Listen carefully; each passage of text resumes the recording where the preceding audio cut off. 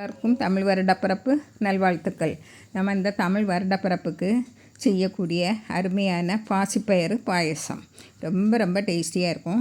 எப்பவும் நம்ம பாசிப்பருப்பில் செய்வோம். இந்த முறை நீங்கள் பாசிப்பயிரில் செய்து பாருங்கள். ரொம்ப ஹெல்த்தியாகட்டும் டேஸ்டியாகட்டும் இருக்கும். குக்கரில் நம்ம 15 நிமிஷத்தில் செய்திடலாம். இதை எப்படி செய்திடலான்னு பார்த்துருவோம். நான் இந்த கப்புக்கு 1 கப்பு பாசிப்பயிறு எடுத்துருக்கேன். நீங்கள் எந்த கப்பில் அளந்தாலும் அதே கப்பில் தான் அளந்து எடுக்கணும். இப்போ இதை வெறும் கடாயில் போட்டு நல்லா வறுத்து எடுக்கணும். அதாவது ஒரு 3 நிமிஷம் ஆகும். அதை நம்ம நல்ல சூடு வரும், நல்ல வாசனையும் வரும். நல்லா முருக விட்டுறக்கூடாது, நல்லா வேகாது இந்த பாசிப்பயிறு. அதனால் கொஞ்சம் முருக விடாமல் நல்ல நிறம் மாறி வரணும், அவ்வளோதான். ஒரு 3 நிமிஷம் ஆயிருந்து எனக்கு கரெக்டாக. பாருங்கள், இப்படி நல்லா கைவிடாமல் கிளறி விடுங்க, இல்லைன்னா தீஞ்சிடக்கூடாது. இப்போ இதை நம்ம கழுவி குக்கரில் மாற்றிடுவோம். பாருங்கள், கொஞ்சம் நிறம் மாதிரி வந்திருக்கு பாருங்கள் பாசிப்பயிறு.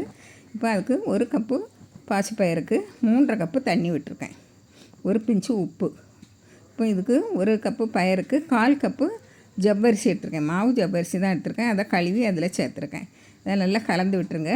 கலந்து விட்டுட்டு குக்கரை மூடி ஒரு 4 விசில் போடணும். மீடியம் ஃப்ளேமில் 3 விசிலும், ஹை ஃப்ளேமில் முதல் விசில், ஹை ஃப்ளேமில் விசில் வந்த உடனே எல்லாம் ஸ்லோவாக்கிக்கிட்டு மீடியம் ஃப்ளேமில் 4 விசில் போட்டு இறக்கிடணும். இப்போ தேங்காய் பால் எடுத்துருவோம். நான் 1.5 கப்பு தேங்காய் எடுத்திருக்கேன், தேங்காய் துருவல் எடுத்திருக்கேன். அதை தண்ணி விட்டு நல்லா முதல் பால் 2ஆம் பால் எடுத்து வச்சுக்கிடணும். இப்போ நான் 3/4 கப்பு தண்ணி விட்டு முதல் பால் எடுத்து வச்சுக்கிட்டேன். பாருங்கள், நல்லா நைஸாக அரைச்சிக்கிடுங்க. அப்போ நல்லா கெட்டியான பால் கிடைக்கும் உங்களுக்கு. பாருங்கள், இதை நல்லா வடிகட்டி எடுத்துருங்க. அதாவது நல்லா பாருங்கள் அழுத்தி கொடுங்க கரண்டியில், எல்லா பாலும் கீழே வந்துடும். அதே மாதிரி இன்னும் நல்லா அழுத்தி கொடுத்து வந்துடும். இன்னும் இருக்கா, இதை அரைச்சி எடுங்க. 2 நேரம் அரைச்சி எடுக்கலாம். நம்ம ஏற்கனவே அங்கே தண்ணி விட்டு வேக வச்சாச்சு. இப்போது தண்ணி விட்டு இன்னும் இதை அரைச்சி நல்லா வடிகட்டி எடுத்துருங்க. 3ஆம் பால் வரைக்கும் எடுக்கலாம். நான் 2 பால் தான் எடுத்திருக்கேன். 3ஆவது பால் வேறு இதுக்கு யூஸ் பண்ணிக்கலாம், குழம்பு ரசம் அதுக்கு யூஸ் பண்ணிக்கலாம். பாருங்கள், இப்போ நம்ம எடுத்தாச்சு, 2 பாலும் எடுத்தாச்சு இருக்கட்டு. இப்போ நான் 1 கப்பு பாசிப்பயிறு எடுத்தேன். அதுக்கு 1.5 கப்பு வெல்லம். இது கரெக்டான அளவில் இருக்கும். இப்போ இதுக்கு 1/2 கப்பு தண்ணி, அதுக்கு மேலே விட வேண்டாம். இதுக்கு கொஞ்சம் கல் மண் இதுவும் இருந்தாக்கி வடிகட்டி எடுத்துடலாம். பாருங்கள், நல்லா கரைஞ்சி வரட்டு, நல்லா கரைஞ்சி வந்துடட்டு. நீங்கள் வெல்லத்தை நல்லா பொடி பண்ணி போட்டிருப்பீங்களன்னா சீக்கிரமாக கரைஞ்சி வந்துடும். பாருங்கள், இப்போ கட்டிகள் எதுவும் இல்லாமல் இருக்கணும். கரைஞ்சி வந்தோடனே வடிகட்டி ஒரு சைடில் வச்சிடலாம். பாருங்கள், இப்போ சைடில் வச்சுக்கிட்டு இப்போ நம்ம அடுப்பில் ஒரு பாத்திரத்தை வச்சு கடாயை வச்சு அதில் 1 டேபிள் ஸ்பூன் நெய் போட்டு நல்லா இலைக்கு வந்த உடனே ஒரு 10 போல் முந்திரி பருப்பு எவ்வளோனாலும் போடலாம். முந்திரி பருப்பு இல்லை அப்படின்னா தேங்காயை சிறு சிறு துண்டுகளாட்டும் நறுக்கி போடணும். முந்திரி பருப்பு கொஞ்சம் பொரிஞ்ச உடனே நம்ம கிஸ்மிஸ் பழத்தை போடணும்.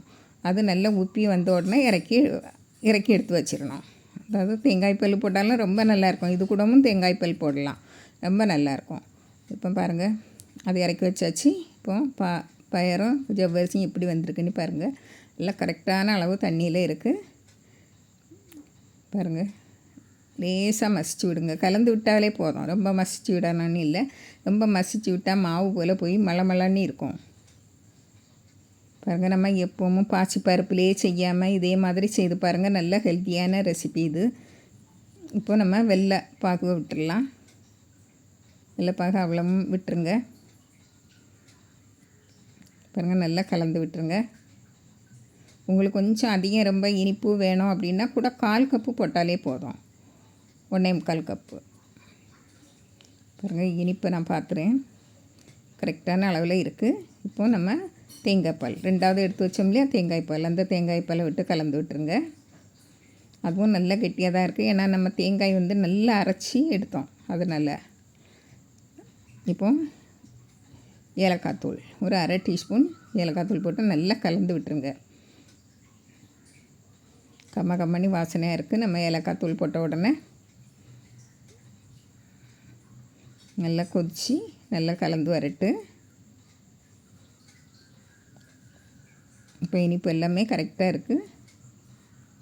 இப்போ நம்ம முதல் பாலை விட்டுருவோம். போதும். இந்த வெல்லம் எல்லாமே கலந்து கரெக்டான அளவில் வந்துட்டு.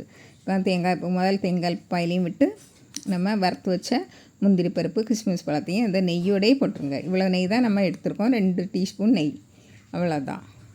நீங்கள் நல்லா கலந்து விட்டுருங்க. நல்லா கொதி வரக்கூடாது, ரொம்பவும் கொதிக்கக்கூடாது. நம்ம தேங்காய் பால் விட்ட உடனே சீக்கிரமாக ஆஃப் பண்ணி எடுத்துடலாம். பாருங்கள், கலந்து விட்டுட்டு எவ்வளோ அழகாக இருக்குது பாருங்கள். பயறு நல்லா மசிஞ்சிருக்கும், ஆனால் முழுசு போல் தான் தெரியும். நீங்கள் வாயில் வச்ச உடனே அப்படியே போயிடும். இப்போ இது இறக்கி வச்சாச்சு, வேறு பாத்திரத்தில் மாற்றி வச்சாச்சு. பாருங்கள், இவ்வளோ அழகாக இருக்குது. டேஸ்டாட்டும் இருக்கும் பாருங்கள். நீங்களும் இதே மாதிரி இந்த தமிழ் வருடப்பிறப்புக்கு செய்து பாருங்கள். ரொம்ப ரொம்ப அருமையாக இருக்கும். எப்பவும் பாசிப்பருப்பில் செய்யாமல் இதே மாதிரி செய்து பாருங்கள். பிடிச்சிருந்தால் லைக் பண்ணுங்கள், ஷேர் பண்ணுங்கள், கமெண்ட்ஸ் பண்ணுங்கள், மறக்காமல் சப்ஸ்கிரைப் பண்ணுங்கள். தேங்க்யூ.